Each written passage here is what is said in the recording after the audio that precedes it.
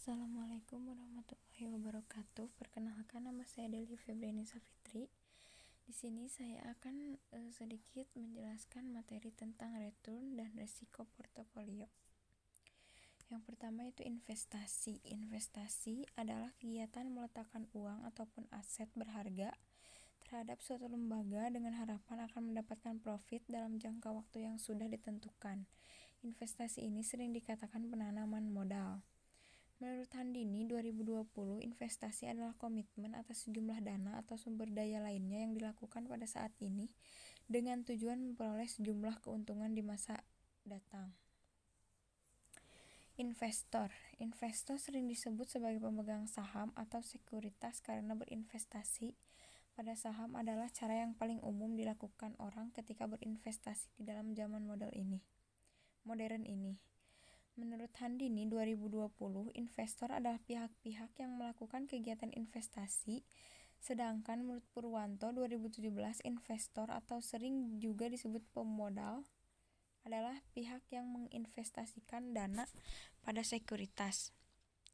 Return dan risk. Tujuan seseorang untuk melakukan investasi adalah untuk mendapatkan profit terlepas apakah itu jangka pendek maupun jangka panjang. Dalam berinvestasi tidak ada kepastian selalu akan mendapatkan keuntungan. Karena dalam investasi selain keuntungan atau istilah yang sering digunakan adalah expect return atau return harapan, tentunya ada juga resiko. Return dan risiko merupakan dua sisi mata uang yang selalu berdekatan. Return adalah faktor yang memotivasi investor untuk melakukan investasi yang juga merupakan imbalan yang diperoleh oleh keberaniannya untuk menanggung risiko atas investasi yang dilakukannya.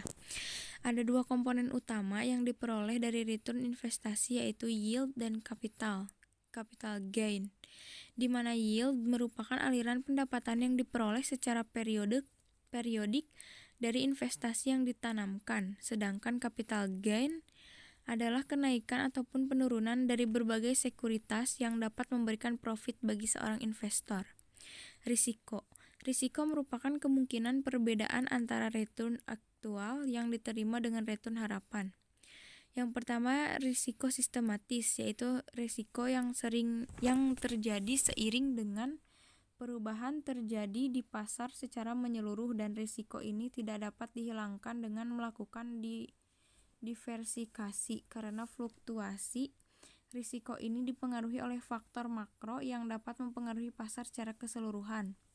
Risiko tidak sistematis sering disebut dengan risiko perusahaan, di mana dengan melakukan strategi diversifikasi maka dari risiko dapat diminimalisir. Sebagai risiko ini hanya ada dalam satu industri tertentu. Diversifikasi merupakan salah satu strategi investasi yang sudah sering dilakukan dan terbukti untuk meminimalkan risiko dan memaksimalkan profit. Ada beberapa prinsip diversifikasi portofolio, diantaranya itu yang pertama diversifikasi random dan Markowitz.